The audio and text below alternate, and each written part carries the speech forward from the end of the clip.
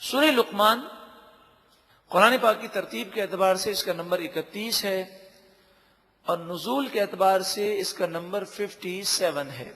یہ مکی صورت ہے، ہجرت سے پہلے نزول ہوا۔ اس میں 34 آیتیں ہیں اور 4 رکوع ہیں۔ حضرت لقمان حضرت ایوب علیہ السلام کے بھانجے تھے اور اللہ تعالیٰ نے آپ کو 1000 سال کی عمر دی۔ آپ حکیم مشہور ہیں۔ حکیم سے مراد صرف یہی نہیں کہ آپ کو جڑی بوٹیوں کی معلومات تھی، بلکہ حکمت کی باتیں آپ کی زبان پر صادر ہوتی ہیں، اور وہ حکمت کی باتیں جو انسان کو ہمیشہ کی زندگی، جنت کی دائمی نعمتیں دینے والی ہیں، تو وہ حکمت والی باتیں اس سورہ مبارکہ میں ذکر کی گئیں۔ بسم اللہ الرحمن الرحیم، اللہ کے نام سے شروع جو بہت زیادہ مہربان نہایت رحم کرنے والا۔ الف لام میم، حروف مقطعات۔ تلک آیات الکتاب الحکیم، یہ حکمت بھری کتاب کی آیتیں ہیں۔ ہدن، یہ کتاب قرآن ہدایت ہے۔ وَرَحْمَةً لِّلْمُحْسِنِينَ، اور نیکی کرنے والوں کے لیے یہ قرآن رحمت ہے۔ الَّذِينَ يُقِيمُونَ الصَّلَاةَ، نیکی کرنے والے وہ ہیں جو نماز کو قائم رکھتے ہیں۔ وَيُؤْتُونَ الزَّكَاةَ، اور وہ زکوٰۃ ادا کرتے ہیں۔ وَهُمْ بِالْآخِرَةِ هُمْ يُوقِنُونَ، اور وہ آخرت پر یقین رکھتے ہیں۔ اولئک علی ھدی من ربہم، یہی لوگ اپنے رب کی طرف سے ہدایت پر ہیں۔ واولئک ھم المفلحون، اور یہی لوگ کامیاب ہیں۔ اللہ تعالی ہمیں بھی ہدایت یافتہ اور کامیاب بنائے، نماز قائم رکھنے اور دیگر فرائض اور واجبات سنت مؤکدہ ادا کرنے کی ہمیں توفیق عطا فرمائے، حرام قطعی اور مکروہ تحریمی کاموں سے ہمیں بچنے کی توفیق عطا فرمائے۔ رب العالمین نور قرآن پاک سے ہم سب کے قلوب کو منور فرمائے۔ وَمِنَ النَّاسِ، اور بعض لوگ، مَن یشتری، حاصل کرتے ہیں، لہو الحدیث، فضول بات، بیہودہ کھیل، لِيُضِلَّ عَن سَبِيلِ اللَّهِ بِغَيْرِ عِلْمٍ، تاکہ وہ اللہ کے راستے سے گمراہ کر دیں بغیر علم کے۔ اس آیت کریمہ میں لہو الحدیث سے مراد ایسا فضول کام ہے کہ جس میں نہ دنیا کا کوئی فائدہ ہو نہ کوئی دین کا فائدہ ہو۔ ہر وہ کھیل جو اللہ کی یاد سے غافل کرنے والا ہے یا ضروری کاموں سے غافل کرنے والا ہے، وہ اس آیت میں داخل ہے اور اس کی مذمت ہے۔ اسی طرح کہانیاں، قصے، ڈائجسٹ، ناول، فلمیں، ڈرامے، گانے، باجے، یہ تمام چیزیں انسان کو اصل مقاصد سے ہٹا دیتی ہیں اور یہ وقت کو ضائع بھی کرتی ہیں، اللہ کی یاد سے غافل کرتی ہیں۔ بلکہ یہ ایسی چیزیں ہیں کہ انسان جب ان چیزوں میں مبتلا ہوتا ہے تو اس کا دل سختی کی طرف مائل ہوتا ہے، ہدایت کی باتیں پھر اس پر اثر آسانی سے نہیں کرتی۔ قرآن مجید فرقان حمید نے اور رسول اللہ صلی اللہ علیہ وآلہ وسلم نے ایسی چیزوں سے ہمیں منع کیا۔ مسلمانوں کی زندگی کا ایک مقصد ہے، وہ عبادت کے لیے پیدا کیے گئے ہیں۔ ہر انسان عبادت کے لیے پیدا کیا گیا اور مسلمان اس مقصد کو سمجھتا ہے۔ اس کی زندگی کا ایک ہی مقصد ہے، اللہ کی عبادت کرنا، دین کی خدمت کرنا، اسلام کی ترویج و اشاعت کرنا۔ اگر وہ رزق حلال کماتا ہے یا دنیاوی تعلیم جو جائز ہے وہ حاصل کرتا ہے تو اس کا مقصد بھی اسلام کی خدمت ہے، اس کا مقصد بھی اپنے بال بچوں کی پرورش کر کے ثواب حاصل کرنا ہے۔ مسلمان فضول اور بے مقصد کام وہ کبھی نہیں کرتا۔ تو فلمیں، ڈرامے دیکھنا، گانے باجے سننا یہ حرام ہے۔ اسی طرح ناول، ڈائجسٹ جن میں جنسی اور عشقیاں کہانیاں اور اس طرح کے مضامین ہوتے ہیں، ان کا پڑھنا بھی حرام ہے۔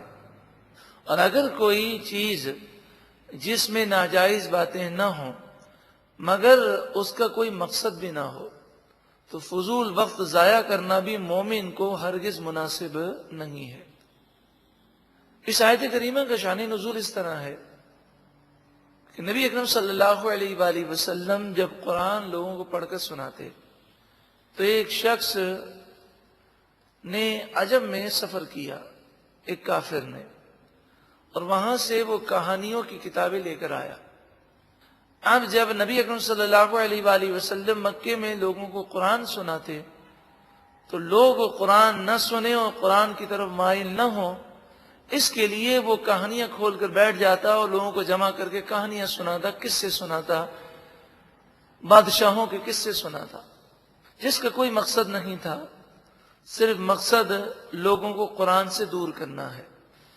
آج جو دشمنان اسلام بے حیائی، فحاشی اور کھیل کود مسلمانوں میں عام کر رہے ہیں، اس کا صرف ایک ہی مقصد ہے، مسلمانوں کو دین سے دور کرنا، مسلمانوں کو اہم کاموں سے غافل کر دینا ہے۔ وَمِنَ النَّاسِ مَن يَشْتَرِي لَهْوَ الْحَدِيثِ، اور بعض لوگ جو فضول باتوں کو خریدتے ہیں، حاصل کرتے ہیں، لِيُضِلَّ عَن سَبِيلِ اللَّهِ بِغَيْرِ عِلْمٍ، تاکہ اللہ کے راستے سے وہ بغیر علم کے روکیں، جہالت کی وجہ سے روکیں۔ وَيَتَّخِذَهَا هُزُوًا، اور وہ دین اسلام کو مذاق بنا لیں، اس کا ٹھٹا کریں، ہنسی کریں۔ اولئک لہم عذاب مہین، ایسے لوگوں کے لیے ذلت کا عذاب ہے جو انہیں ذلیل و رسوا کر دے گا۔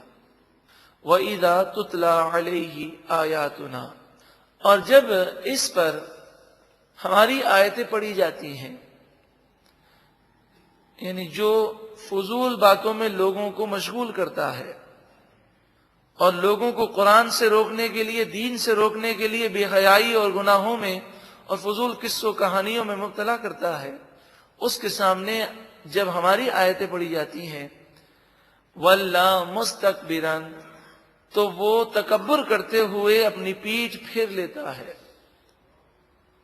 كَأَن لَّمْ يَسْمَعْهَا، گویا کہ اس نے سنا ہی نہیں ہے، وہ قرآن سننے کو تیار نہیں ہوتا۔ كَأَنَّ فِي أُذُنَيْهِ وَقْرًا، گویا کہ اس کے دونوں کانوں میں روئی ہو، جو آواز اس کے کانوں میں نہ جانے دیتی ہو۔ ایسا یہ دین سے دور ہے کہ دین کی باتیں سننے کو تیار نہیں ہے۔ اس میں کافر کی مذمت ہے، مشرک کی مذمت ہے۔ ان لوگوں کو غور کرنا چاہیے کہ جو فلموں، ڈراموں میں، کہانیوں میں، ڈائجسٹ میں، ناولوں میں ایسے مشغول ہیں کہ نہ نماز کی طرف آتے ہیں، نہ قرآن کی طرف آتے ہیں۔ خاص طور پر یہ ناول بڑے خطرناک ہوتے ہیں۔ یہ ڈائجسٹ انسان کی زندگی کو ایسا تباہ کرتے ہیں کہ ہم نے تو ناولوں میں مبتلا لوگوں کو دیکھا کہ وہ کسی کی بات سننے کو تیار نہیں ہوتے، اور اگر کسی کو یہ لت پڑ جائے، خصوصاً ویڈیو گیم کی لت، اور یہ برائی ایسی خطرناک ہے کہ انسان کو کہیں کا نہیں چھوڑتی، تو ہمیں بھی بچنا چاہیے اور ہماری اولاد کو بھی ان مصیبتوں سے بچانے کی کوشش کرنی چاہیے۔ اللہ تعالی ہمیں، ہماری اولاد کو، ہماری نسلوں کو، تمام مسلمانوں کو فضول، لا یعنی اور ناجائز اور حرام کاموں سے محفوظ فرمائے۔ اس موقع پر بعض لوگ کہتے ہیں کہ جناب ذہنی اور جسمانی ورزش کے لیے تفریح کا ہونا اور کھیل کود کا ہونا ضروری ہے۔ جہاں تک ورزش کا تعلق ہے، ورزش کے لیے کھیل کود کوئی ضروری نہیں ہے۔ آپ کو ورزش کرنی ہے تو آپ اپنے گھر میں بھی کر سکتے ہیں، اپنے گھر کی چھت پر بھی کر سکتے ہیں، کھلے میدان میں بھی کر سکتے ہیں۔ لیکن کھیل کود میں نقصان یہ ہے کہ انسان ورزش کے بہانے کی وجہ سے کھیل کود کی طرف جاتا ہے، اور شیطان کھیل کود میں اس کا دل ایسا لگا دیتا ہے کہ پھر وہ نماز میں بھی ہوتا ہے، اس کا دل کھیل کود میں ہوتا ہے. تو اس لیے شریعت نے ایسے کھیل کود سے منع کیا جس سے انسان کے کام ڈسٹرب ہوں اور اس کی توجہ دنیاوی یا دینی کاموں پر نہ لگ سکے. آپ دیکھیں جو بچے کھیل کود میں لگ جاتے ہیں، پھر وہ اگر کتاب کھول کے پڑھائی کے لیے بیٹھتے ہیں تو انہیں کوئی چیز یاد نہیں ہوتی، بس انہیں یہی فکر ہوتی ہے کہ جیسے ہی یہ ٹیوشن کا وقت گزر جائے، گھنٹہ نکل جائے، تو پھر ہمیں ویڈیو گیم کھیلنی ہے، ہمیں کرکٹ کھیلنے جانا ہے. تو کھیل کود ہماری تعلیم کے لیے سخت نقصان دہ ہے. ٹھیک ہے، امریکہ میں، یورپ کے اندر بے حیائی، فحاشی، عریانی عام ہے، کھیل کود عام ہے، مگر آج بھی وہاں بہت بڑی تعداد ایسے بچوں کی ہے اور ایسے لوگوں کی ہے جنہیں نہ ٹی وی کھولنے کا ٹائم ملتا ہے، نہ کھیل کود کرنے کا ٹائم ہے. وہ اپنے مشن میں لگے ہوئے ہیں، اپنی تعلیم پر اور اپنے کام کاج پر توجہ دیتے ہیں. جو امریکہ یورپ میں رہے ہیں آپ ان سے پوچھئے، جس قدر ہم ٹی وی پر اور کھیل کود پر اپنے وقت کو ضائع کرتے ہیں، وہاں ایسے بے شمار لوگ ہیں جن کے پاس 1 گھنٹہ بھی وہ ٹی وی پر بیٹھنے کے لیے نہیں ہے. وہ اپنی دنیا کے لیے محنتیں کرتے ہیں. مسلمان کا تو ایک مشن ہے، اس کی دنیا کی ترقی بھی آخرت کے لیے ہے. اگر ہم کھیل کود اور فلم و ڈراموں اور ویڈیو گیمز پر جو اپنے وقت کو ضائع کرتے ہیں، یہ وقت اگر سائنس پر دیں، تعلیم پر دیں، اپنی دنیا اور آخرت کو بہتر بنانے کے لیے دیں، تو انشاءاللہ دنیا بھی بہتر ہوگی اور آخرت بھی بہتر ہوگی اور مسلمانوں کو کھویا ہوا وقار نصیب ہو جائے گا. اول تو ہم 200 سال پہلے ہی پیچھے ہیں، پھر دشمنان اسلام پوری طریقے سے مسلمانوں کو دوبارہ کمزور کرنے کی کوشش کر رہے ہیں.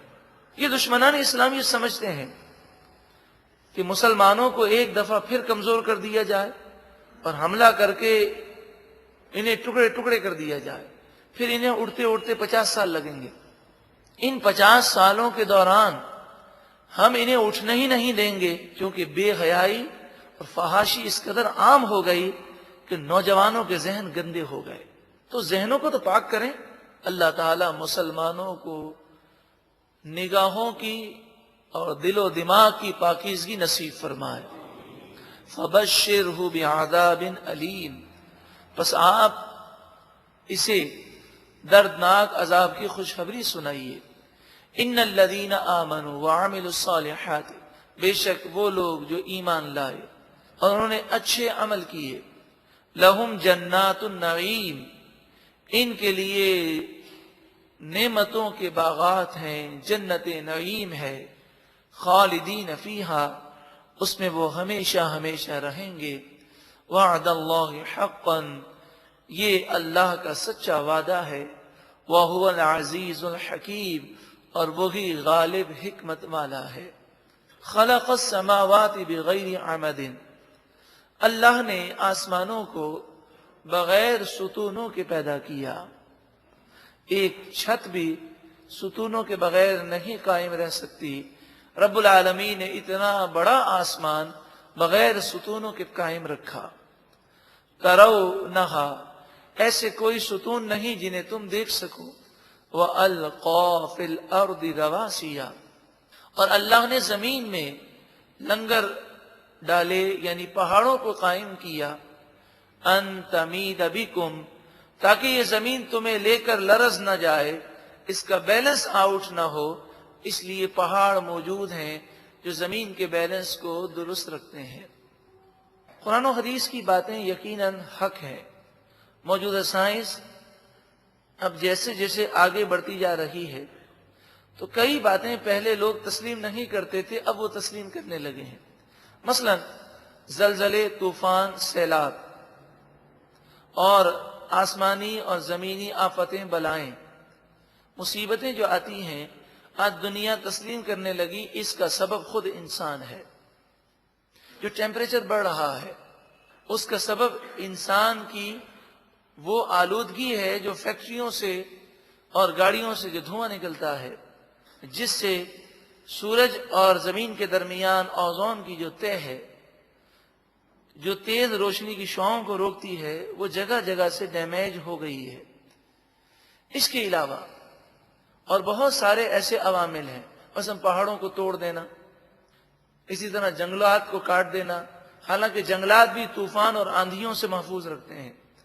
تو ہم نے خود اپنے ہاتھوں سے فطرت اور نیچرل چیز کو جب چینج کیا تو خود ہمارے لیے مشکلات پیدا ہوئی۔ وہ بسا اور پھیلایا، فیہا من کل دابہ، اس زمین میں اللہ تعالیٰ نے ہر قسم کے جانوروں کو پھیلا دیا، یہاں تک کہ صرف جانوروں پر تحقیق کرنے کا شعبہ الگ ہے، اور پھر تحقیق کے اندر بھی آپ دیکھیں کہ ایک شعبہ تمام جانوروں پر تحقیق نہیں کر سکتا۔ بندروں پر تحقیق کرنے کا شعبہ الگ ہے، شیر پر تحقیق کرنے کا شعبہ الگ ہے، یہاں تک کہ کئی ایسے جانور ہیں جو نایاب ہیں، جن کی تعداد بہت کم ہے۔ سائنسدان یہ تسلیم کرتے ہیں کہ ان کی زندگی کے بارے میں ہمیں پتہ نہیں کہ ان کی زندگی گزارنے کا طریقہ کیا ہے، وہ کون سی غذا کھاتے ہیں، کہاں رہتے ہیں، ان کے کیا عوامل ہیں۔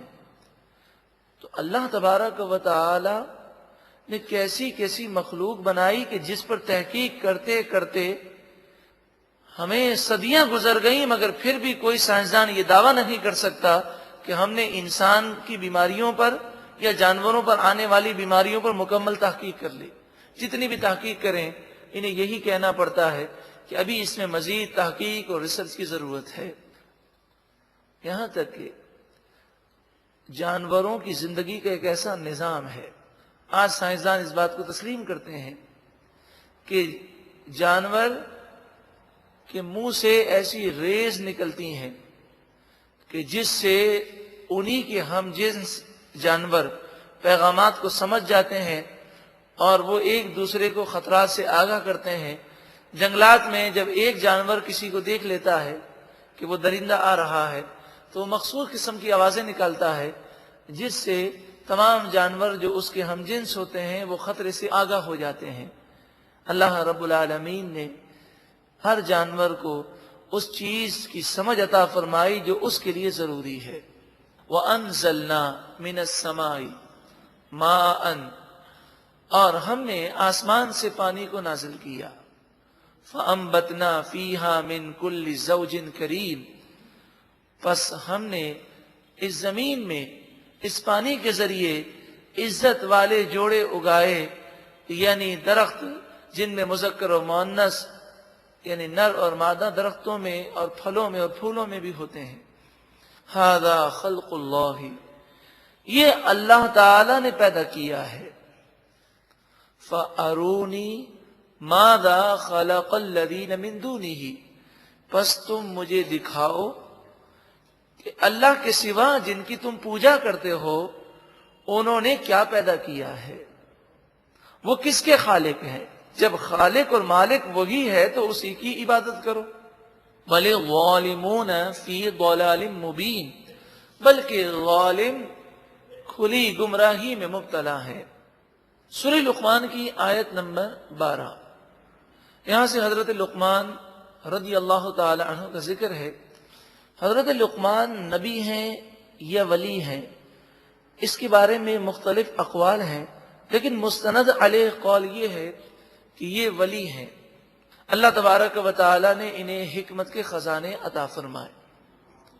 1000 سال آپ کی عمر ہوئی، اور صرف یہی نہیں کہ آپ جڑی بوٹیوں کے متعلق معلومات رکھتے تھے، بلکہ آپ کی باتیں حکمت بھری اور دانائی بھری ہوتی تھیں۔ اس مناسبت سے آپ کو حکیم کہتے ہیں۔ حضرت ایوب علیہ السلام کے بھانجے ہیں ایک روایت کے مطابق۔ حضرت داؤد علیہ السلام کا زمانہ بھی آپ نے پایا۔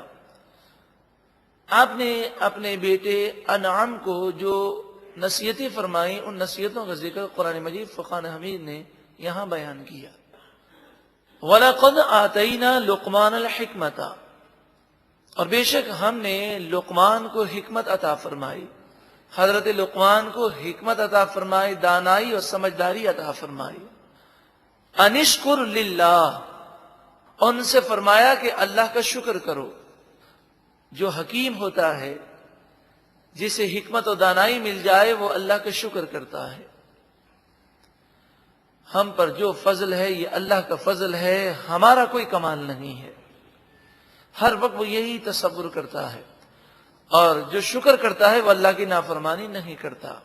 وَمَن يَشْكُرْ فَإِنَّمَا يَشْكُرُ لِنَفْسِهِ، جو کوئی شکر کرتا ہے وہ خود اپنے بھلے کے لیے شکر کرتا ہے۔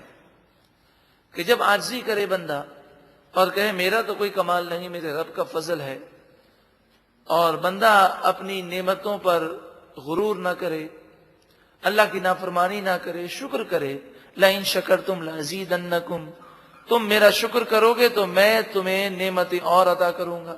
تو شکر کرنے میں ہمارا اپنا بھلا ہے۔ وَمَن كَفَرَ، اور جو کوئی ناشکری کرے، فَإِنَّ اللَّهَ غَنِيٌّ حَمِيدٌ، پس بے شک اللہ تعالی غنی ہے، کسی کا محتاج نہیں ہے، حمید ہے، ہر تعریف کا وہی مستحق ہے۔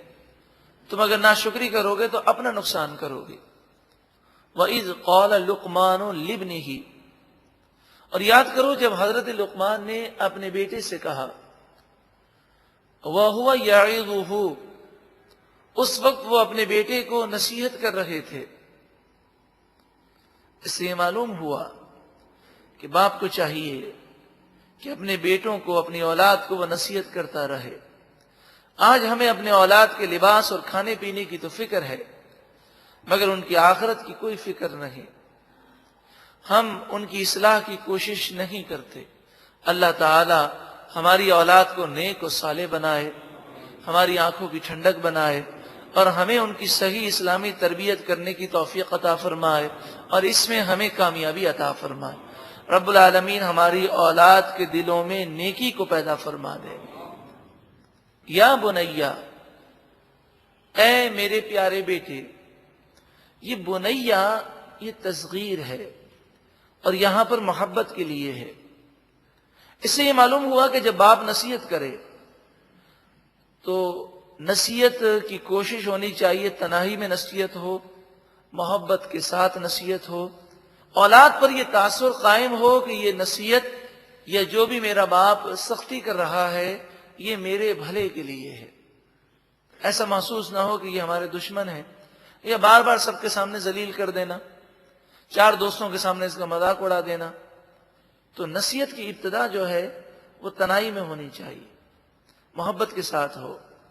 اور جس طرح ہم عام آدمی کو نصیحت کرنے کے لیے الفاظ ڈھونڈتے ہیں، سوچتے ہیں، اسی طرح اولاد کو بھی نصیحت کریں تو رف انداز نہ ہو، تھوڑا اس پر پلاننگ کریں، ماحول پیدا کریں، تمید باندھیں، اور ایک ایسے انداز میں نصیحت کرے کہ بیٹے کے لیے انکار کی کوئی گنجائش باقی نہ ہو۔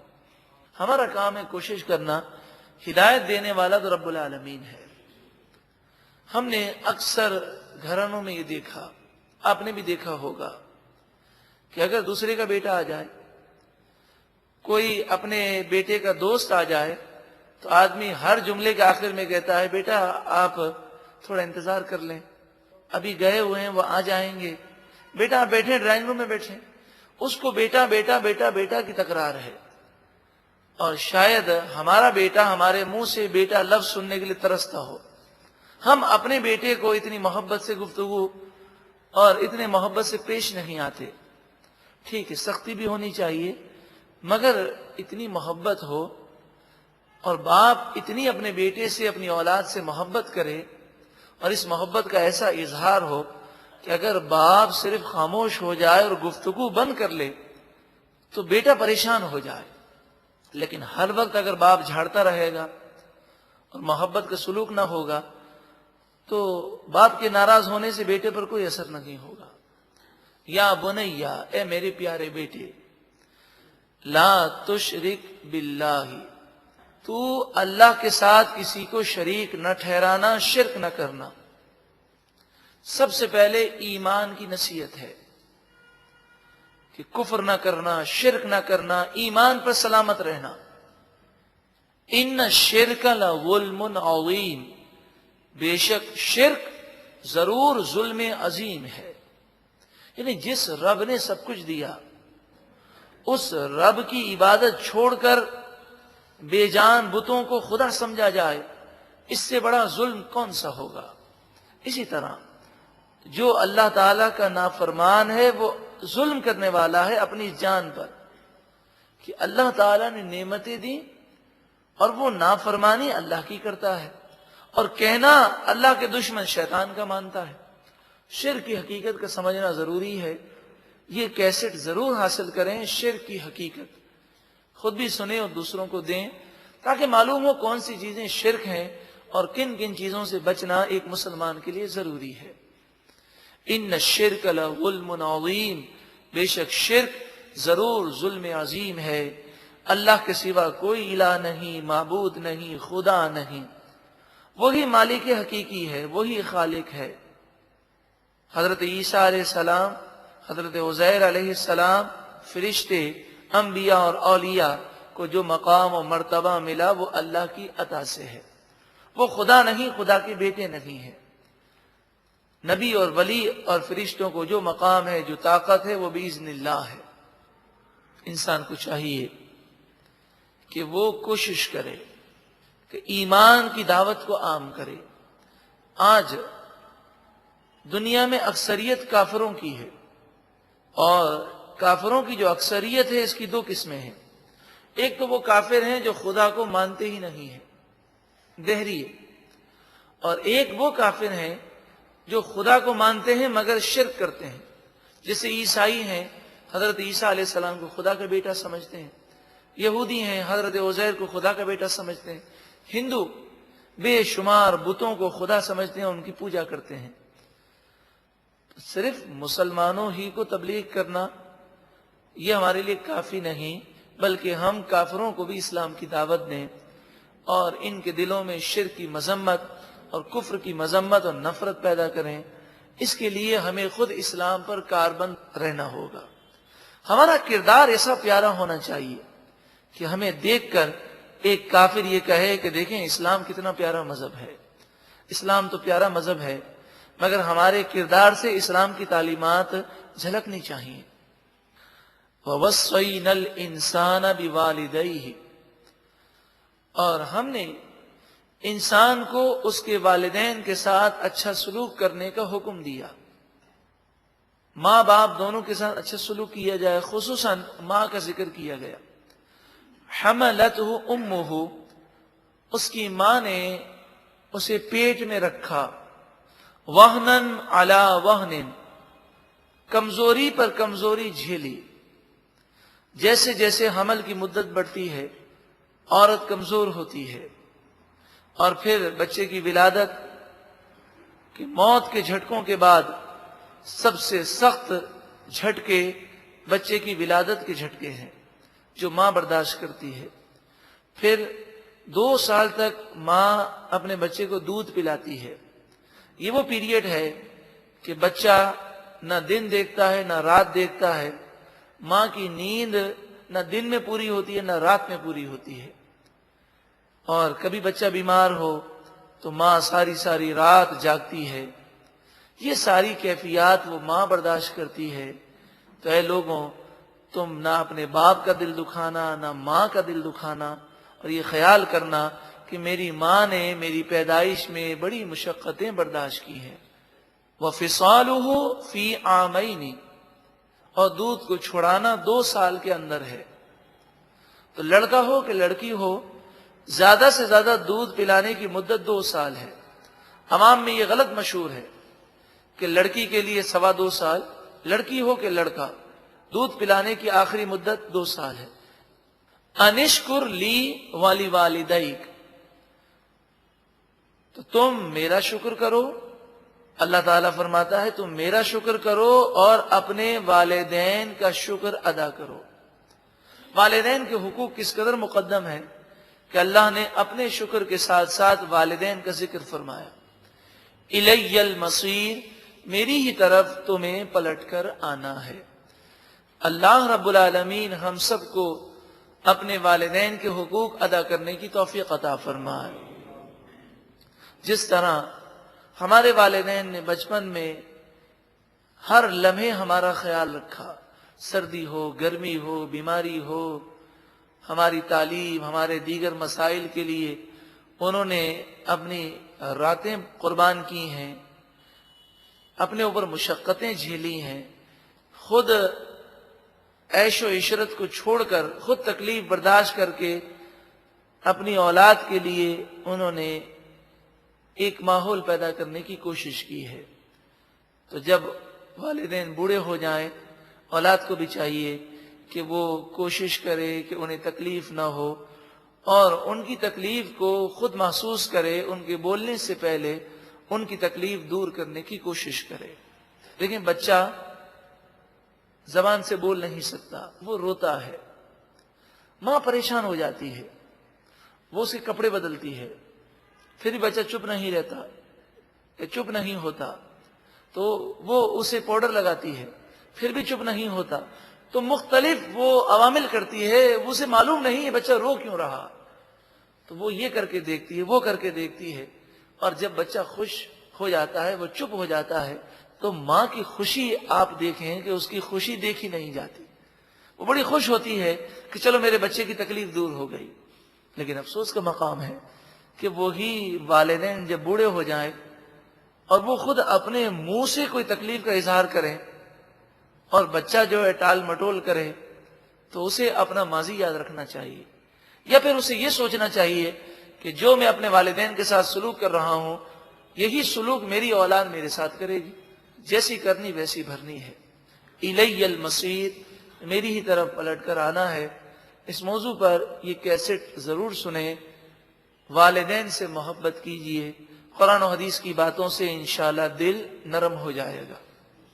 وَإِن جَاهَدَاكَ، اور اگر یہ دونوں ماں باپ کوشش کریں تجھ پر، عَلَىٰ أَن تُشْرِكَ بِي مَا لَيْسَ لَكَ بِهِ عِلْمٌ، کہ تو میرے ساتھ کسی کو شریک ٹھہرائے، یعنی تجھے کافر یا مشرک بنانے کی کوشش کرے والدین، ما لیس لک بہ علم، جس کے بارے میں تجھے علم نہیں، یعنی ایسے شریک کا کوئی وجود ہی نہیں، اللہ کے ساتھ کوئی شریک نہیں، اس کے علاوہ کوئی خدا نہیں، معبود نہیں، فلا تطعہما، تو ان دونوں کی فرما برداری مت کرنا۔ اس سے مراد یہ ہے کہ والدین کی فرما برداری اپنی جگہ ہے، مگر والدین اگر اللہ کی نافرمانی کا حکم دیں تو ان کی بات نہیں مانی جائے، پھر بھی ان کی توہین کرنا، بدتمیزی کرنا، ان سے لڑنا جھگڑنا جائز نہیں، خاموشی اختیار کی جائے اور ادب کے ساتھ کہہ دیا جائے کہ ہم یہ کام نہیں کر سکتے۔ وَصَاحِبْهُمَا فِي الدُّنْيَا مَعْرُوفًا، اور اگر تیرے والدین مشرک ہوں، کافر ہوں، پھر بھی دنیا میں اچھی طرح ان کا ساتھ دے، یعنی دنیاوی مشکلات اور پریشانیاں ان کی پھر بھی دور کر۔ تو اگر والدین مشرک ہوں، کافر ہوں، پھر بھی دنیاوی اعتبار سے ان کا خیال رکھنا ضروری ہے۔ آپ سوچیں کہ اگر ہمارے والدین مسلمان ہیں تو ہم کتنے خوش نصیب ہیں کہ مشرک اور کافر والدین ہوں تو ان کی بھی دنیاوی حقوق ادا کرنا ضروری ہے، تو جو مسلمان والدین ہیں ان کی دل آزاری کرنا کتنا بڑا جرم ہوگا۔ وَاتَّبِعْ سَبِيلَ مَنْ أَنَابَ إِلَيَّ، اور اس شخص کے راستے پر تو چل جس نے میری طرف رجوع کیا، یعنی میرے جو نیک بندے ہیں ان کے نقش قدم پر، ان کے مطابق تو زندگی گزار۔ ثم الی مرجعکم، پھر میری طرف تجھے پلٹ کر آنا ہے۔ فانبئکم بما کنتم تعملون، پھر میں تجھے خبر دوں گا ان تمام کاموں کی جو تم کیا کرتے تھے۔ یا بنیا، حضرت لقمان اپنے بیٹے انعام کو نصیحت کر رہے ہیں۔ پھر غور کریں، بنیا کے معنی ہے اے میرے پیارے بیٹے۔ باپ کا روب و دبدبہ ہونا چاہیے، مگر ایسا بھی روب و دبدبہ نہ ہو کہ وہ جلاد بن کر رہے۔ نبی اکرم صلی اللہ علیہ وآلہ وسلم کے بارے میں ایک روایت ہے کہ حضرت امام حسن کو نبی اکرم صلی اللہ علیہ وآلہ وسلم بوسہ دے رہے تھے، پیار کر رہے تھے۔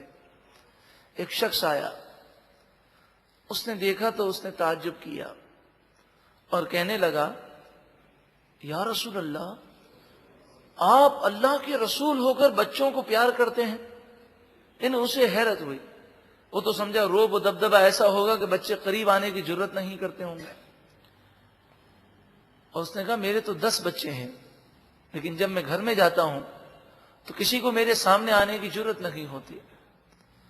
تو آقا دو جہاں صلی اللہ علیہ وآلہ وسلم نے فرمایا کہ تیرے دل میں رحم نہیں تو ہم کیا کریں، تیرا دل رحم سے محروم ہے تو ہم کیا کریں. اور آپ کی ایک دوسری حدیث پاک میں ہے، فرمایا جو بندوں پر رحم نہیں کرتا اللہ تعالیٰ بھی اس پر رحم نہیں فرماتا. اسی طرح حضرت عمر بن عبدالعزیز کے بارے میں بھی ہے کہ آپ نے ایک شخص کو ایک جگہ کا گورنر بنانے کے لیے بلایا. تو آپ اپنے بچے کے ساتھ کھیل رہے تھے اور آپ کا بچہ آپ کی پیٹھ پر سوار تھا، آپ گھوڑا بن کر چل رہے تھے. اب 2 لاکھ مربع میل کی سلطنت کے بادشاہ اور خلیفہ ہیں اور اس قدر نیک تابعی عالم بزرگ ہیں اور بچے کے ساتھ اس طرح کھیل رہے ہیں. تو اس نے آ کر کہا حضرت یہ بھی کوئی بات ہے، آپ کا روب دبدبہ ہونا چاہیے، بچوں کے ساتھ آپ کھیل رہے ہیں. اس کے بارے میں بھی اس طرح کی روایت ہے. تو آپ نے فرمایا کہ میں نے تجھے بلایا تھا گورنر بنانے کے لیے، لیکن اب میں نے اپنا ارادہ ترک کر دیا ہے. جب تو اپنے بچوں پر ظالم اور جابر ہے تو رایا پر کیا کرے گا؟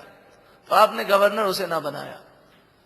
یا بنیا، اے میرے پیارے بیٹے، انہا ان تکو مثقال حبۃ من خردل، بے شک اگر کوئی چیز رائی کے دانے کے برابر ہو، فتکن فی صخرۃ، وہ رائی کے دانے کے برابر چیز وہ چٹان کے اندر ہو، او فی السماوات، یا آسمانوں کے اندر ہو، او فی الارض، یا زمین میں ہو، یأتی بہا اللہ، اللہ تعالیٰ ان تمام چیزوں کو واپس لے آئے گا، وہ نکالنے پر قادر ہے. اس آیت کریمہ کے تحت بعض علماء نے یہ بیان کیا کہ کسی کو کوئی چیز کھو جائے تو وہ اس کا ورد کرے اور اللہ تعالیٰ سے دعا کرے. اس میں ذکر ہے کہ آسمان میں چیز ہو، زمین میں ہو، کہ پتھر کی چٹان میں ہو، اللہ تعالیٰ اسے لے آئے گا. اور ایک بھائی نے مجھے بتایا کہ الحمدللہ میں نے اس پر عمل کیا ہے اور الحمدللہ مجھے بے شمار برکتیں ملی ہیں. جو چیز گم ہو جائے یہ پڑھنے سے الحمدللہ مجھے مل جاتی ہے. تو عقیدہ اور ایمان مضبوط ہو اور اسے پڑھیں. اور آگے ہے ان اللہ لطیف خبیر، بے شک اللہ تعالی لطیف ہے، نرمی فرمانے والا ہے، آسانی فرمانے والا ہے، خبیر ہے، وہ ہر کام سے باخبر ہے، خبردار ہے. تو آسانی ہوگی. تو جو لوگ گمشدہ ہو جاتے ہیں ان کی نیت سے بھی یہ دعا اور یہ آیت پڑھنی چاہیے. اس کو یہاں سے پڑھیں گے انہا، یا بنیا کے آگے سے انہا ان تکو مثقال حبۃ. اور اس میں یہ بھی درس ہے کہ انسان برائی اور گناہ چاہے جہاں کہیں چھپ کر کرے، اللہ تعالی خبردار ہے، وہ برائی نامہ اعمال میں لکھی جاتی ہے اور کل بروز قیامت سامنے ہوگی. یا بنیا اقیم الصلاۃ، اے میرے پیارے بیٹے نماز قائم رکھا کر. نماز کا درس دے رہے ہیں. مجھے بتائیے اگر ہماری اولاد نماز نہ پڑھے تو کیا ہم راتوں کو اٹھ اٹھ کر رو رو کر دعا کرتے ہیں؟ کیا ہم ہر نماز کے بعد ان کے لیے دعا کرتے ہیں، فکر کرتے ہیں، انہیں سمجھانے کی کوشش کرتے ہیں؟ کئی ایسے بھائی ہیں الحمدللہ، وہ آ کر کہتے ہیں دعا کریں ہماری اولاد نمازی بن جائے، وہ بھی خوشگوار زندگی پروگرام میں آئے. اللہ تعالی ان والدین کو اور ہم سب کو خوب خوب برکتیں عطا فرمائے. کہ یہ سوچ بھی بڑی پیاری سوچ ہے. ہمارا کام ہے کوشش کرنا، فکر کرنا. اگر ہم نے کوشش کی اور فکر طاقت کے مطابق کی، پھر بھی اگر اولاد راہ راست پر نہ آئے تو ہم مجرم نہیں ہیں. لیکن اگر ہم نے کوتاہی کی تو پھر کل بروز قیامت ہماری بھی پکڑ ہوگی. یا بنیا، اے میرے پیارے بیٹے، اقیم الصلاۃ، تو نماز قائم رکھ، وامر بالمعروف، اور نیکی کا حکم دے، وانہا عن المنکر، اور لوگوں کو برائی سے روک. تو اولاد کو اس کی بھی نصیحت کرنی چاہیے کہ وہ خود بھی نیک بنے اور دوسروں کو نیکی کی تعلیم عام کریں. وَاصْبِرْ عَلَىٰ مَا أَصَابَكَ، اور جو مصیبت تجھ پر آئے تو اس پر صبر کر اور حوصلہ بلند رکھ. إِنَّ ذَلِكَ مِنْ عَزْمِ الْأُمُورِ، بے شک مصیبت پر صبر کرنا یہ ہمت والوں کا کام ہے. تو بزدل مت بننا، حوصلہ مت ہارنا. وَلَا تُصَعِّرْ خَدَّكَ لِلنَّاسِ، آج نوجوان نسل میں یہ عادت بہت زیادہ عام ہے کہ وہ بات کرتے وقت منہ ٹیڑھا کر کے، یعنی اگر کسی سے انہیں بات نہیں کرنی تو نفرت کا اظہار چہرے سے ہوتا ہے. انسان کسی کو حقیر نہ سمجھے اور بات کرتے وقت کسی کے سامنے منہ ٹیڑھا نہ رکھے. انسان کا چہرہ ایسا ہو کہ جس سے کسی کی دل آزاری نہ ہو. فرمایا وَلَا تُصَعِّرْ خَدَّكَ لِلنَّاسِ، اے میرے پیارے بیٹے، لوگوں سے بات کرتے وقت اپنے رخسار کو، اپنے گال کو، اپنے منہ کو تو ٹیڑھا نہ کیا کر. وَلَا تَمْشِ فِي الْأَرْضِ مَرَحًا، اور زمین پر اترا کر نہ چل. زمین پر تیری چال میں عاجزی ہو، اور جب تو زمین پر چل رہا ہو تو تیرے دل میں غرور نہیں ہونا چاہیے. نبی اکرم صلی اللہ علیہ وآلہ وسلم مکہ مکرمہ فتح کرتے ہوئے اونٹنی پر سوار ہو کر مکے میں داخل ہوئے. یہ وہی مکے کی سرزمین تھی جہاں سے مسلمانوں کو ہجرت پر مجبور کیا گیا. اب مسلمان فاتح ہو کر داخل ہو رہے ہیں اور بغیر تلوار چلائے اسلام کو اللہ نے وہ روب و دبدبا دیا کہ بغیر تلوار چلائے مکہ فتح ہو گیا. لیکن حضور اقدس صلی اللہ علیہ وآلہ وسلم نے اونٹنی پر سوار ہوتے ہوئے بھی اپنی گردن اللہ کی بارگاہ میں جھکا دی، اور اس قدر آپ جھک گئے کہ اونٹنی کے کوہان سے آپ کا امامہ شریف بار بار ٹکرانے لگا.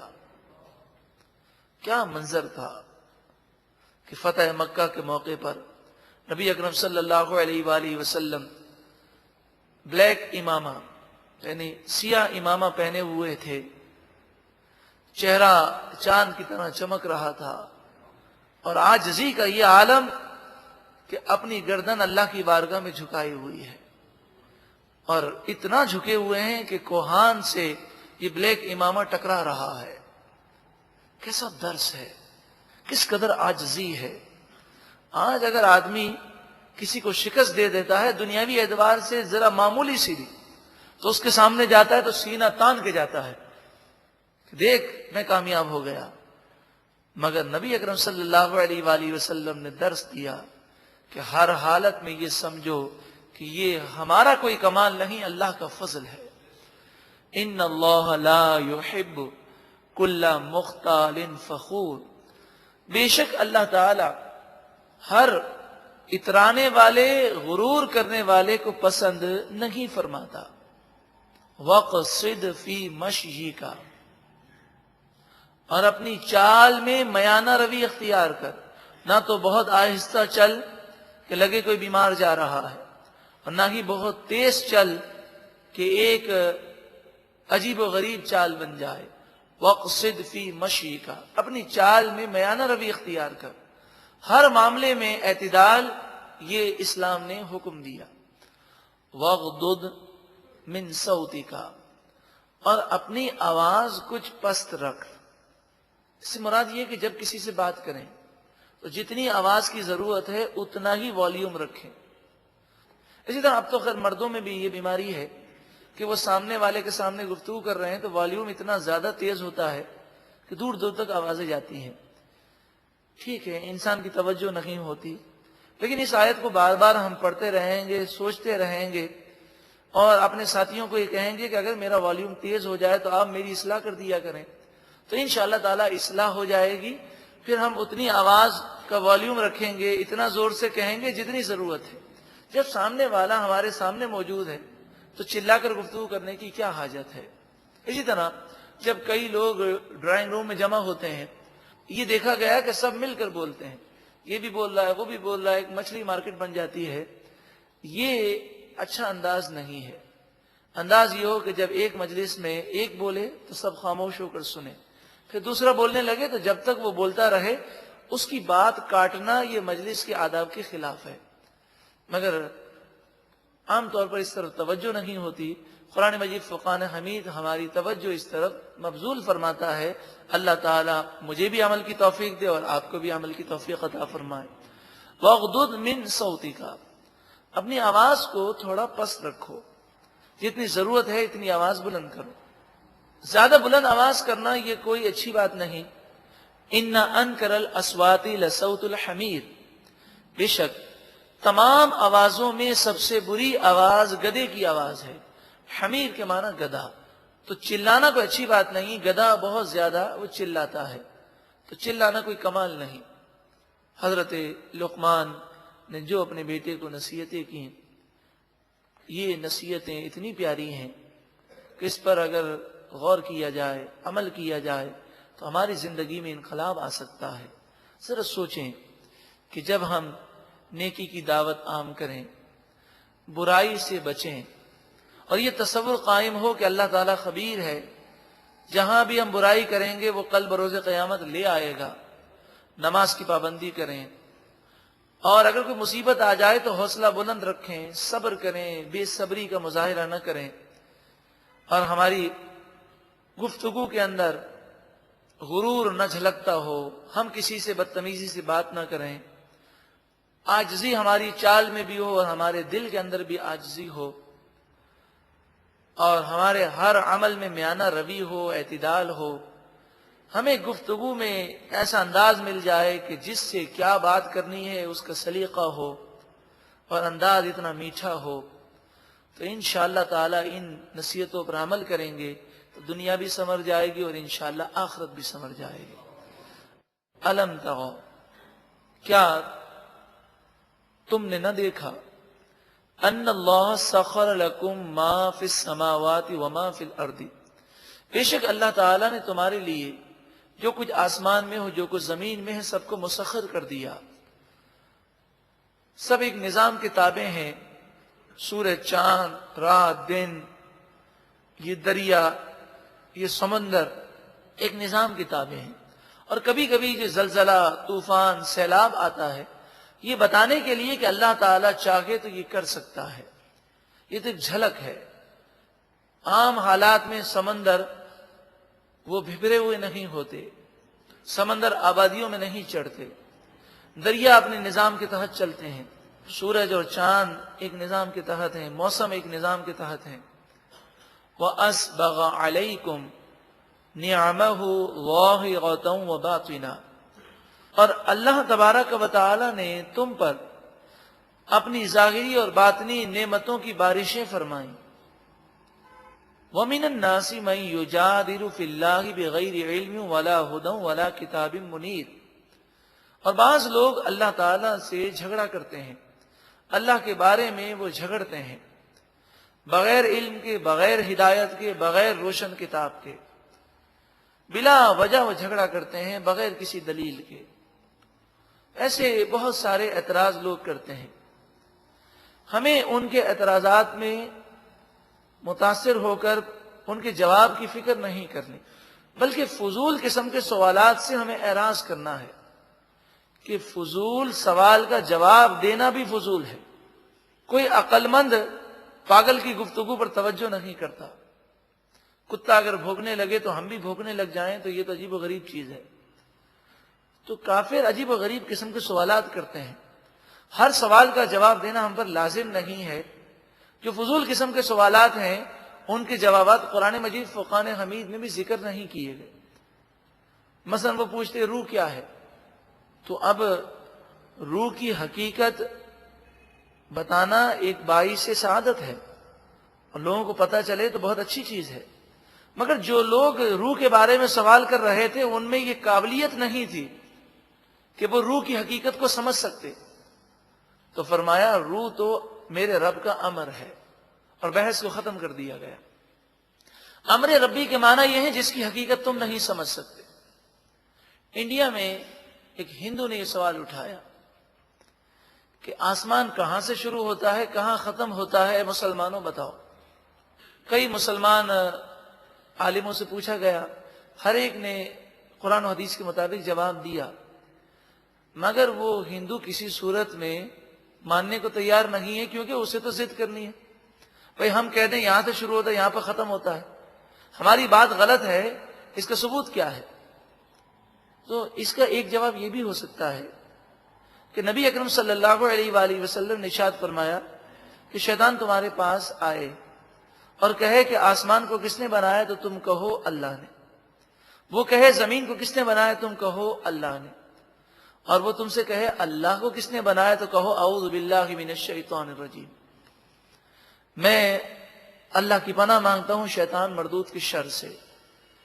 یعنی ہر سوال کا جواب دینے، بلکہ ہر سوال کا جواب سوچنے کی بھی ضرورت نہیں ہے، کہ بعض ایسے سوالات ہیں جن کے جوابات دینے کی ہمیں طاقت نہیں ہے، کیونکہ ہم انسان ہیں، انسانی عقل محدود ہے. آئنسٹائن ایک سائنسدان گزرا ہے، اس نے کہا میں نے ایک ایسی دوربین ایجاد کی ہے، اس دوربین سے میں نے ایک ایسے ستارے کو دیکھا ہے کہ جو زمین سے کئی ہزاروں نوری سال دور ہے. نوری سال کا مطلب یہ ہوتا ہے کہ لائٹ، روشنی ایک سیکنڈ میں جو فاصلہ طے کرتی ہے وہ ہزاروں کلومیٹر فی سیکنڈ ہے، یعنی 1,00,000 سے بھی اوپر. 2,00,000 سے کم اور 1,00,000 سے اوپر وہ کلومیٹر ایک سیکنڈ میں روشنی طے کرتی ہے. جب ایک سیکنڈ میں یہ اسپیڈ ہے تو بتائیے ایک سال میں وہ کہاں پہنچے گی؟ تو اس کا کہنا یہ ہے کہ میں نے ایک ایسا ستارہ دیکھا ہے جو اتنا دور ہے کہ روشنی وہاں پر کئی ہزاروں سال میں پہنچ سکتی ہے. پھر وہ آئنسٹائن یہ کہتا ہے کہ یہ جو کچھ میں نے دیکھا ہے یہ کائنات کا 1% ہے. کائنات کا 1% میں دیکھ چکا ہوں، کائنات تو بہت بڑی ہے. تو جب ہم کائنات کو پورا دیکھ ہی نہیں سکے تو اس کی لمبائی اور چوڑائی کہاں سے بتائیں؟ انسان کی فطرت ہے کہ انسان جس چیز کو نہ دیکھا ہوا ہو اور جس چیز کو وہ جانتا نہ ہو تو اس پر اسے اعتبار نہیں ہوتا. مثلا آج سے اگر 20 سال یا 25 سال پہلے کوئی یہ کہے کہ انسان کے پاس چھوٹا سا آلہ ہوگا، وہ جہاں کہیں بھی ہو وہ فون پر بات کر سکے گا بغیر تار کے، تو اگر کسی نے 50 سال پہلے نہ دیکھا ہو نہ سنا ہو بلکہ فون بھی ایجاد نہ ہوا ہو تو وہ کہ کیسے ہو سکتا ہے کہ ایک امریکہ میں بیٹھا ہے ایک پاکستان میں بیٹھا ہے، دونوں بڑے مزے سے بات کریں؟ یہ ممکن ہی نہیں ہے. لیکن جب سائنس نے یہ دکھا دیا اور لوگوں نے دیکھ لیا تو اب یقین آ گیا. اگر ہم نے یہ نہ دیکھا ہو کہ کچھ جانور ایسے ہیں جو پیٹ سے چلتے ہیں، جن کے پاؤں بھی نہیں ہیں ہاتھ بھی نہیں ہیں، جیسے سانپ جو پیٹ کے بل چلتا ہے، تو اگر ہم نے نہیں دیکھا تو اس پر یقین نہیں آتا. تو ہماری سوچیں، ہماری عقل محدود ہے. تو یہ کافر تو فضول قسم کے اعتراضات کر کے الجھانے کی کوشش کرتے ہیں.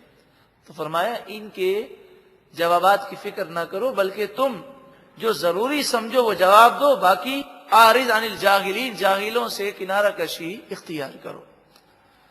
ومن الناس، اور بعض لوگ، من یجادل فی اللہ بغیر علم، اللہ کے بارے میں جہالت کی وجہ سے وہ جھگڑا کرتے ہیں. ولا ہدن، ان کے پاس کوئی ہدایت نہیں، ولا کتاب منیر، اور نہ ہی کوئی روشن کتاب ہے.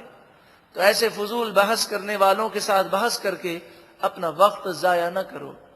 یہ تو تمہیں اپنے اصل مقصد سے ہٹانے کے لیے الجھانے کی کوشش کرتے ہیں. وَإِذَا قِيلَ، اور جب کہا جائے لَهُمُ اتَّبِعُوا مَا أَنزَلَ اللَّهُ، ان سے کہا جائے اس کی پیروی کرو جو اللہ نے نازل کیا. قالوا، وہ کہتے ہیں بل نتبع ما وجدنا علیہ آباءنا، بلکہ ہم تو اسی کی پیروی کریں گے جس پر ہم نے اپنے آباء و اجداد کو پایا. گو کہ مشرکوں کا اور کافروں کا رد ہے. مسلمانوں کے لیے بھی عبرت ہے جو معاشرے کی رسم و رواج کو شریعت پر فوقیت دیتے ہیں. اولو کان الشیطان یدعوہم الی عذاب السعیر، کیا اگرچہ شیطان ان کے آباء و اجداد کو بھڑکتی ہوئی آگ کے عذاب کی طرف بلا رہا ہو، یعنی ان کے آباء و اجداد غلط راہ پر ہوں پھر بھی کیا یہ اس کی پیروی کریں گے؟ وَمَن يُسْلِمْ وَجْهَهُ إِلَى اللَّهِ، اور جو کوئی اپنا چہرہ اللہ کی بارگاہ میں جھکا دے، وَهُوَ مُحْسِن، اس حال میں کہ وہ نیکوکار ہو، فَقَدِ اسْتَمْسَكَ، پس اس نے مضبوط پکڑ لیا، بِالْعُرْوَةِ الْوُثْقَى، مضبوط رسی کو، یہ دین کی رسی وہ مضبوط رسی ہے کہ جو اسے جنت میں لے جائے گی۔ وَإِلَى اللَّهِ عَاقِبَةُ الْأُمُورِ، اور اللہ ہی کی طرف تمام معاملات کا انجام ہے، رب العالمین جو چاہتا ہے وہی ہوتا ہے۔ وَمَنْ كَفَرَ، اور جو کوئی کفر کرے، فَلَا يَحْزُنْكَ كُفْرُهُ، تو اے محبوب اس کا کفر آپ کو غمگین نہ کرے۔ إِلَيْنَا مَرْجِعُهُمْ، انہیں ہماری ہی طرف لوٹ کر آنا ہے۔ فَنُنَبِّئُهُمْ بِمَا عَمِلُوا، پس ہم خبر کر دیں گے انہیں ان تمام کاموں کی جو انہوں نے کیا۔ ان اللہ علیم بذات الصدور، بے شک اللہ تعالی سینوں کی باتوں کو خوب جاننے والا ہے۔ نمتعہم قلیلا، ہم دنیا کی قلیل زندگی میں انہیں برتنا دیتے ہیں۔ ثم، پھر، نضطرہم، ہم انہیں مجبور کریں گے اور فرشتے ہمارے گھسیٹ کر لے جائیں گے ان ظالموں کو الی عذاب غلیظ، سخت عذاب کی طرف۔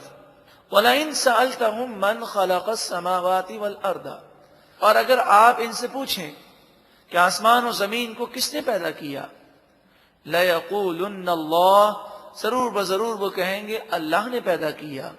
قُلِ الْحَمْدُ لِلَّهِ، اے محبوب آپ فرمائیے ساری خوبیاں اللہ ہی کے لیے ہیں۔ بل اکثرهم لا يعلمون، بلکہ ان میں سے اکثر جانتے نہیں ہیں۔ للہ ما فی السماوات والارض، اللہ ہی کے لیے ہے جو کچھ آسمانوں میں اور جو کچھ زمین میں ہے۔ ان اللہ هو الغنی الحمید، بے شک اللہ تعالی ہی غنی ہے، کسی کا محتاج نہیں، حمید ہے، ہر تعریف اور ہر خوبی کا وہی مستحق ہے۔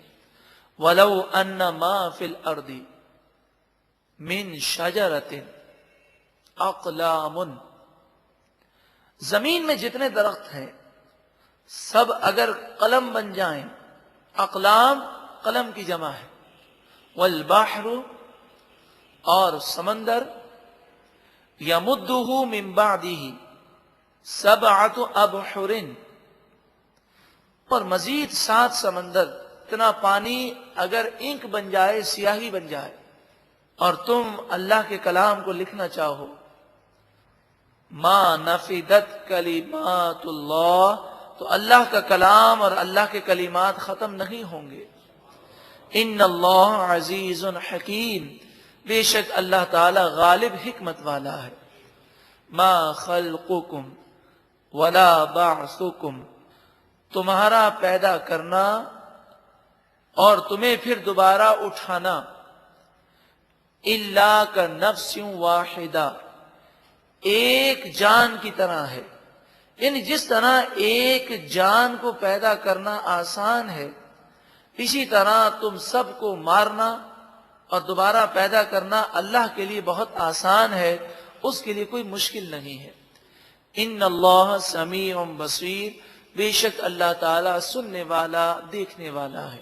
الم تر ان اللہ یولج اللیل فی النہار، اے قرآن سننے والوں غور کرو، بے شک اللہ تعالی دن میں رات کو داخل فرماتا ہے، وَيُولِجُ النَّهَارَ فِي اللَّيْلِ، اور رات میں دن کو داخل فرماتا ہے، یعنی کبھی رات بڑی ہوتی ہے پھر آہستہ آہستہ رات چھوٹی ہو جاتی ہے۔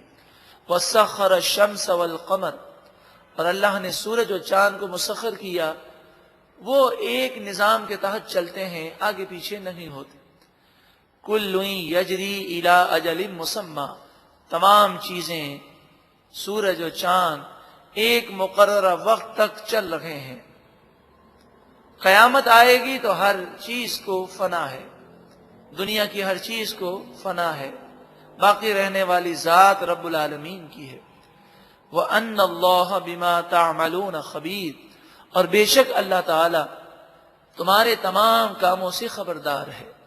ذَلِكَ بِأَنَّ اللَّهُ هُوَ الْحَقُّ، بات اصل یہ ہے، بے شک اللہ تعالیٰ ہی سچا معبود ہے، وَأَنَّ مَا يَدْعُونَ مِن دُونِهِ الْبَاطِلُ، اور بے شک جن بتوں کو یہ کافر پوجتے ہیں اللہ کو چھوڑ کر، الباطل یہ سب باطل ہیں، وَأَنَّ اللَّهَ هُوَ الْعَلِيُّ الْكَبِيرُ، اور بے شک اللہ تعالیٰ ہی علی ہے، یعنی بلند و بالا ہے، کبیر ہے، سب سے بڑا ہے۔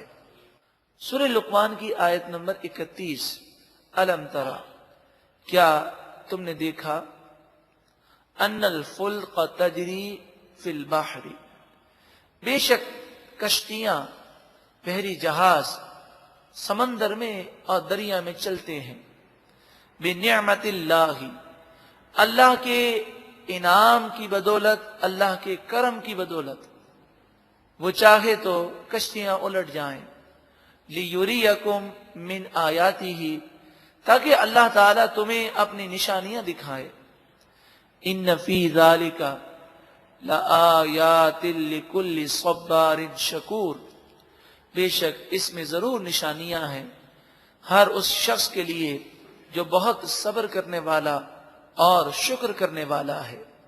وَإِذَا غَشِيَهُمْ مَوْجٌ، اور جب انہیں سمندر کی موجیں ڈھانپ لیتی ہیں، کَالظُّلَلِ، پہاڑوں کی طرح، اور سمندر میں طوفان آتا ہے، کشتی والے پھنس جاتے ہیں، دعوا اللہ مخلصین لہ الدین، تو اس وقت کئی ایسے لوگ ہیں کہ جو اپنے دین کو اللہ کے لیے خالص کر کے اللہ کو یاد کرتے ہیں، فلما نجاہم الی البر، پھر جب اللہ انہیں خشکی کی طرف نجات دے دیتا ہے، فمنہم مقتصد، تو ان میں سے بعض میانہ روی اختیار کرتے ہیں اور وہ شریعت پر چلتے ہیں، وہ ہمیشہ کے لیے سدھر جاتے ہیں۔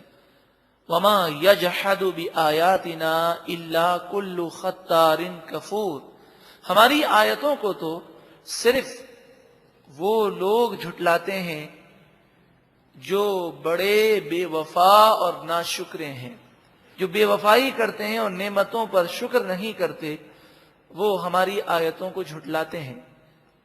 یا ایہا الناس اتقوا ربکم، اے لوگوں اپنے رب سے ڈرو، وَاخْشَوْا يَوْمًا، اس دن سے ڈرو، لا یجزی والد عن ولدہ، جس دن باپ اولاد کے لیے کچھ نہ کر سکے گا، ولا مولود هو جاز عن والدہ شیئا، اور نہ ہی اولاد باپ کے لیے کچھ کر سکے گی، یعنی جس سے اللہ ناراض ہو گیا، ایمان برباد ہو گیا، تو نہ اسے اولاد کام آئے گی، نہ اس کے والدین کام آئیں گے۔ ان وعد اللہ حق، بے شک اللہ کا وعدہ سچا ہے، فلا تغرنکم الحیات الدنیا، پس تمہیں دنیا کی زندگی دھوکے میں نہ ڈالے۔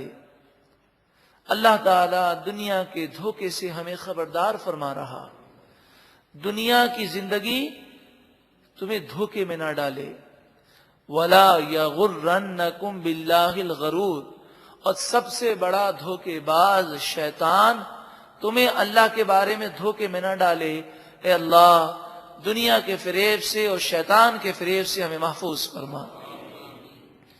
ابھی بات چلی کہ ہر سوال کا جواب دینے کی عادت نہیں ہونی چاہیے، کہ پاگل شخص یہ فضول سوالات کرنے والے کو جواب دینا بھی نادانی ہے، فضول ہے۔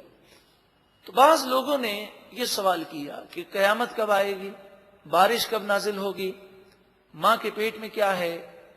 اس نے کہا میری بیوی حاملہ ہے، تو یہ بتائیے کہ لڑکا ہے کہ لڑکی ہے، یہ بتائیے میں کل کیا کروں گا، یہ بتائیے میری موت کہاں پر ہوگی۔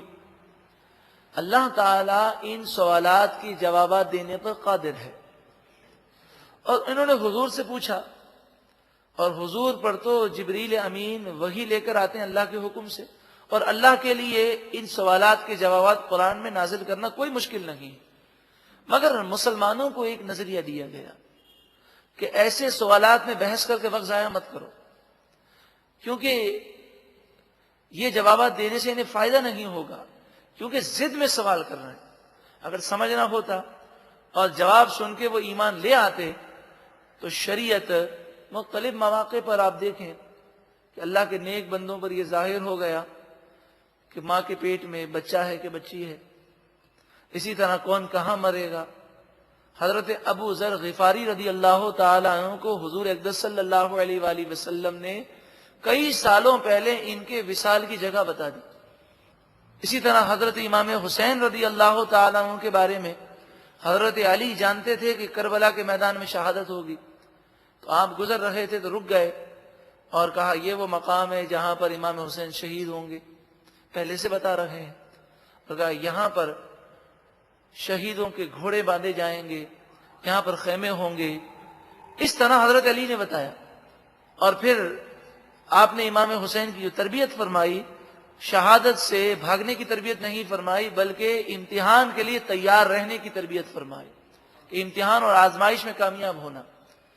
تو اللہ تعالیٰ چاہے تو اپنے نیک بندوں کو بتا سکتا ہے، اللہ قادر ہے، ان اللہ علی کل شیء قدیر۔ مگر چونکہ کافروں کا یہ اعتراض برائے اعتراض تھا، یہ سوال الجھانے کے لیے تھا، تو مسلمانوں کو کہا کہ ان سوالات کے جوابات کی تم تکلیف مت کرو۔ ان اللہ عندہ علم الساعہ، تم ان سے کہہ دو کہ اللہ ہی کے پاس قیامت کا حقیقی علم ہے، وہ جب چاہتا ہے جسے چاہتا ہے اپنے نیک بندے کو اس کا علم عطا فرماتا ہے۔ وَيُنَزِّلُ الْغَيْثَ، وہی بارش نازل کرتا ہے۔ وَيَعْلَمُ مَا فِي الْأَرْحَامِ، اور وہی زیادہ جانتا ہے کہ ماؤں کے پیٹ میں کیا ہے، کیونکہ اب الٹرا ساؤنڈ سے معلوم تو ہو جاتا ہے، لیکن الٹرا ساؤنڈ کرنے کی طاقت، عقل، ہاتھ اور آنکھ اللہ ہی نے دیے ہیں، پھر بھی حقیقی علم تو اللہ ہی کے پاس ہے۔ وَمَا تَدْرِي نَفْسٌ مَاذَا تَكْسِبُ غَدًا، اور کوئی جان یہ نہیں جان سکتی کہ وہ کل کیا کرے گی، یعنی اللہ کے بتائے بغیر کوئی نہیں جان سکتا۔ وَمَا تَدْرِي نَفْسٌ بِأَيِّ أَرْضٍ تَمُوتُ، اور کوئی جان یہ نہیں جانتی کہ اس کی موت کس زمین کے حصے میں واقع ہوگی، یعنی اللہ کے بتائے بغیر کوئی کچھ نہیں جانتا۔ ان اللہ علیم، جو عقیدہ اس آیت میں بار بار کہا گیا اللہ کے بتائے بغیر، اگر اللہ بتائے تو اللہ بتانے پر قادر ہے، اس کا اظہار اس آیت کے اینڈ میں بھی ہے۔ ان اللہ علیم، بے شک اللہ تعالیٰ علم والا ہے، خبیر، خبر دینے والا ہے، وہ جسے چاہتا ہے ان باتوں کی خبر دیتا ہے۔